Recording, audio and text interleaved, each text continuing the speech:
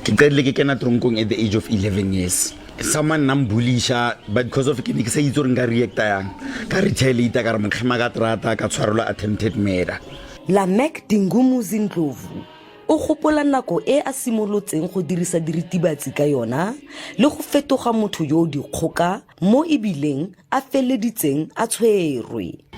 Ngile ka chopa motho diphisi because of nomboro re mo tlhaba re le 7 re mo sarondile ga re mo sega diphisi ditlhogo ra mo sega after ra dumellana gore re mo chese gore di fingerprints ka after ra mo scattera di piece. Lameck o ne a feleletsa a sa tlhole a utlwana le ba lelapa la gagwe ebile a tlhoilwe ke baagisane. Di drugs di monate go senya dilo go monate but there's a catch go na le pain e tsamang dilo tseo.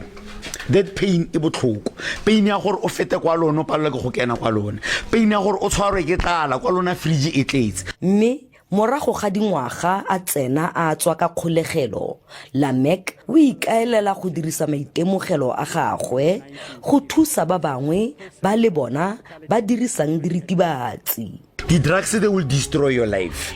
The drugs, they will take everything you have. Ke kene sekolo, ke entse computer programming. I cannot go back to my job because of dilo tsele criminal record. Lameck o solofela gore bontsi jo bo neng bo dirisa diritibatsi le ena bo tla di tlogela fela jaaka le ena a di tlogetse.